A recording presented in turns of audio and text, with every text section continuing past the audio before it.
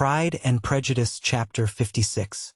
One morning, about a week after Bingley's engagement with Jane had been formed, as he and the females of the family were sitting together in the dining room, their attention was suddenly drawn to the window by the sound of a carriage, and they perceived a chaise and four driving up the lawn. It was too early in the morning for visitors, and besides, the equipage did not answer to that of any of their neighbors. The horses were post, and neither the carriage, nor the livery of the servant who preceded it, were familiar to them. As it was certain, however, that somebody was coming, Bingley instantly prevailed on Miss Bennet to avoid the confinement of such an intrusion, and walk away with him into the shrubbery. They both set off, and the conjectures of the remaining three continued, though with little satisfaction, till the door was thrown open, and their visitor entered. It was Lady Catherine de Bourgh. They were of course all intending to be surprised, but their astonishment was beyond their expectation, and on the part of Mrs. Bennet and Kitty, though she was perfectly unknown to them, even inferior to what Elizabeth felt. She entered the room with an air more than usually ungracious, made no other reply to Elizabeth's salutation than a slight inclination of the head, and sat down without saying a word. Elizabeth had mentioned her name to her mother on her ladyship's entrance, though no request of introduction had been made. Mrs. Bennet, all amazement, though flattered by having a guest of such high importance, received her with the utmost politeness. After sitting for a moment in silence, she said, very stiffly, to Elizabeth, "I hope you are well, Miss Bennet. That lady, I suppose, is your mother?" Elizabeth replied very concisely that she was. "And that, I suppose, is one of your sisters?" "Yes, madam," said Mrs. Bennet, delighted to speak to a Lady Catherine. "She is my youngest girl but one. My youngest of all is lately married, and my eldest is somewhere about the ground, walking with a young man who, I believe, will soon become a part of the family." "You have a very small park here," returned Lady Catherine after a short silence. "It is nothing in comparison of Rosings, my lady, I dare say. But, I assure you, it is much larger than Sir William Lucas's. This must be a most inconvenient sitting-room for the evening in summer. The windows are full west." Mrs. Bennet assured her that they never sat there after dinner, and then added, "May I take the liberty of asking your ladyship whether you left Mr. and Mrs. Collins well?" "Yes, very well. I saw them the night before last." Elizabeth now expected that she would produce a letter for her from Charlotte, as it seemed the only probable motive for her calling. But no letter appeared, and she was completely puzzled. Mrs. Bennet, with great civility, begged her ladyship to take some refreshment. But Lady Catherine very resolutely, and not very politely, declined eating anything, and then, rising up, said to Elizabeth, "Miss Bennet, there seemed to be a prettyish kind of a little wilderness on one side of your lawn. I should be glad to take a turn in it, if you will favor me with your company." "Go, my dear," cried her mother, "and show her ladyship about the different walks. I think she will be pleased with the hermitage." Elizabeth obeyed, and, running into her own room for her parasol, attended her noble guest downstairs. As they passed through the hall, Lady Catherine opened the doors into the dining parlor and drawing-room, and pronouncing them, after a short survey, to be decent-looking rooms, walked on. Her carriage remained at the door, and Elizabeth saw that her waiting-woman was in it. They proceeded in silence along the gravel walk that led to the copse. Elizabeth was determined to make no effort for conversation with a woman who was now more than usually insolent and disagreeable. "How could I ever think her like her nephew?" said she as she looked in her face. As soon as they entered the copse, Lady Catherine began in the following manner. "You can be at no loss, Miss Bennet, to understand the reason of my journey hither. Your own heart, your own conscience, must tell you why I come." Elizabeth looked with unaffected astonishment. "Indeed, you are mistaken, madam. I have not been at all able to account for the honor of seeing you here." "Miss Bennet," replied her ladyship in an angry tone, "you ought to know that I am not to be trifled with, but however insincere you may choose to be, you shall not find me so. My character has ever been celebrated for its sincerity and frankness, and in a cause of such moment as this, I shall certainly not depart from it. A report of a most alarming nature reached me 2 days ago. I was told that not only your sister was on the point of being most advantageously married, but that Miss Elizabeth Bennet would, in all likelihood, be soon afterwards united to my nephew, my own nephew, Mr. Darcy. Though I know it must be a scandalous falsehood, though I would not injure him so much as to suppose the truth of it possible, I instantly resolved on setting off for this place, that I might make my sentiments known to you. If you believed it impossible to be true, said Elizabeth, coloring with astonishment and disdain, I wonder you took the trouble of coming so far. What could your ladyship propose by it? At once to insist upon having such a report universally contradicted. Your coming to Longbourn to see me and my family, said Elizabeth coolly, will be rather a confirmation of it, if indeed such a report is in existence. If, do you then pretend to be ignorant of it? Has it not been industriously circulated by yourselves? Do you not know that such a report is spread abroad? I never heard that it was. And can you likewise declare that there is no foundation for it? I do not pretend to possess equal frankness with your ladyship. You may ask questions which I shall not choose to answer.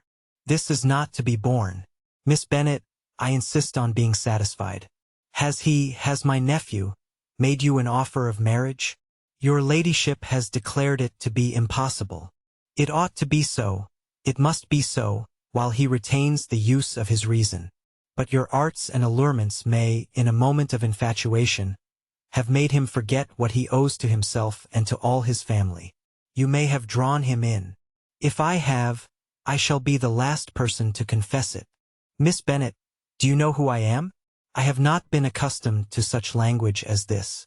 I am almost the nearest relation he has in the world, and am entitled to know all his dearest concerns.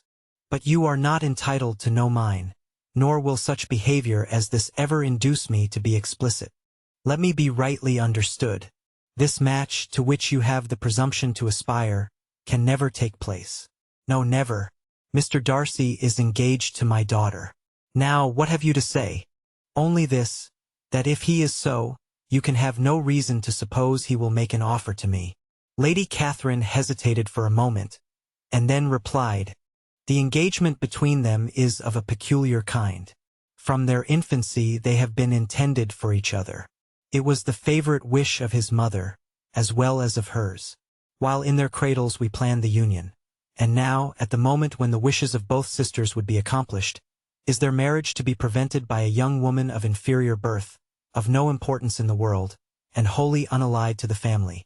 Do you pay no regard to the wishes of his friends, to his tacit engagement with Miss de Bourgh? Are you lost to every feeling of propriety and delicacy? Have you not heard me say that from his earliest hours he was destined for his cousin? Yes, and I had heard it before. But what is that to me? If there is no other objection to my marrying your nephew, I shall certainly not be kept from it by knowing that his mother and aunt wished him to marry Miss de Bourgh. You both did as much as you could in planning the marriage. Its completion depended on others. If Mr. Darcy is neither by honor nor inclination confined to his cousin, why is not he to make another choice? And if I am that choice, why may not I accept him? Because honor, decorum, prudence, nay, interest forbid it. Yes, Miss Bennet, interest. For do not expect to be noticed by his family or friends, if you willfully act against the inclinations of all. You will be censured, slighted, and despised by everyone connected with him. Your alliance will be a disgrace. Your name will never even be mentioned by any of us. These are heavy misfortunes, replied Elizabeth. But the wife of Mr. Darcy must have such extraordinary sources of happiness necessarily attached to her situation, that she could, upon the whole, have no cause to repine. Obstinate, headstrong girl! I am ashamed of you. Is this your gratitude for my attentions to you last spring? Is nothing due to me on that score? Let us sit down. You are to understand, Miss Bennet, that I came here with the determined resolution of carrying my purpose, nor will I be dissuaded from it. I have not been used to submit to any person's whims. I have not been in the habit of brooking disappointment. That will make your ladyship's situation at present more pitiable, but it will have no effect on me. I will not be interrupted. Hear me in silence. My daughter and my nephew are formed for each other. They are descended, on the maternal side, from the same noble line, and, on the father's, from respectable, honorable, and ancient, though untitled families. Their fortune on both sides is splendid. They are destined for each other by the voice of every member of their respective houses. And what is to divide them? The upstart pretensions of a young woman without family, connections, or fortune. Is this to be endured? But it must not, shall not be. If you were sensible of your own good, you would not wish to quit the sphere in which you have been brought up. In marrying your nephew, I should not consider myself as quitting that sphere. He is a gentleman. I am a gentleman's daughter. So far we are equal. True, you are a gentleman's daughter. But what was your mother? Who are your uncles and aunts?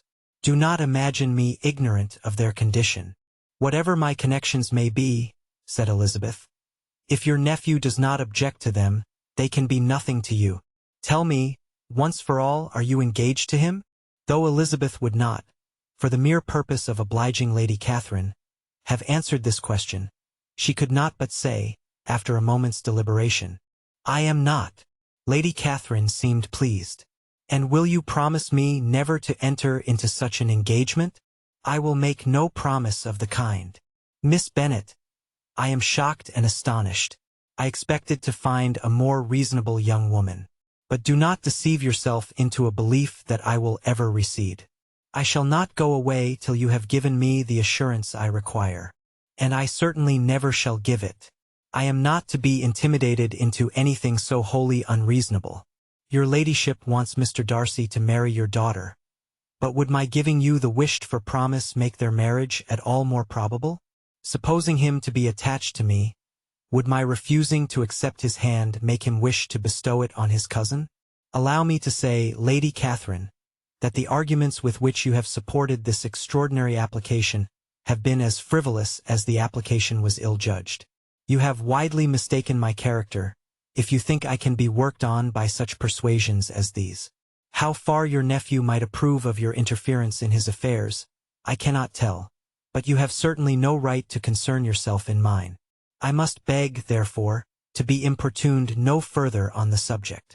Not so hasty, if you please. I have by no means done. To all the objections I have already urged, I have still another to add. I am no stranger to the particulars of your youngest sister's infamous elopement. I know it all. That the young man's marrying her was a patched-up business, at the expense of your father and uncle. And is such a girl to be my nephew's sister? Is her husband, who is the son of his late father's steward, to be his brother? Heaven and earth! Of what are you thinking? Are the shades of Pemberley to be thus polluted? You can now have nothing further to say, she resentfully answered. You have insulted me, in every possible method. I must beg to return to the house. And she rose as she spoke. Lady Catherine rose also, and they turned back. Her ladyship was highly incensed. You have no regard, then, for the honor and credit of my nephew. Unfeeling, selfish girl. Do you not consider that a connection with you must disgrace him in the eyes of everybody? Lady Catherine, I have nothing further to say. You know my sentiments. You are then resolved to have him? I have said no such thing. I am only resolved to act in that manner, which will, in my own opinion, constitute my happiness without reference to you, or to any person so wholly unconnected with me. It is well. You refuse, then, to oblige me. You refuse to obey the claims of duty, honor, and gratitude. You are determined to ruin him in the opinion of all his friends, and make him the contempt of the world. Neither duty, nor honor, nor gratitude, replied Elizabeth, has any possible claim on me in the present instance. No principle of either would be violated by my marriage with Mr. Darcy. And with regard to the resentment of his family, or the indignation of the world, if the former were excited by his marrying me, it would not give me one moment's concern, and the world in general would have too much sense to join in the scorn. And this is your real opinion. This is your final resolve. Very well. I shall now know how to act. Do not imagine, Miss Bennet, that your ambition will ever be gratified. I came to try you. I hope to find you reasonable, but depend upon it I will carry my point. In this manner Lady Catherine talked on till they were at the door of the carriage, when, turning hastily round, she added, I take no leave of you, Miss Bennet. I send no compliments to your mother. You deserve no such attention. I am most seriously displeased." Elizabeth made no answer, and without attempting to persuade her ladyship to return into the house, walked quietly into it herself. She heard the carriage drive away as she proceeded upstairs. Her mother impatiently met her at the door of her dressing-room, to ask why Lady Catherine would not come in again and rest herself. "She did not choose it," said her daughter. "She would go. She is a very fine-looking woman, and her calling here was prodigiously civil, for she only came, I suppose, to tell us the Collinses were well. She is on her road somewhere, I dare say, and so, passing through Meryton, thought she might as well call on you. I suppose she had nothing particular to say to you, Lizzie?" Elizabeth was forced to give in to a little falsehood here, for to acknowledge the substance of their conversation was impossible.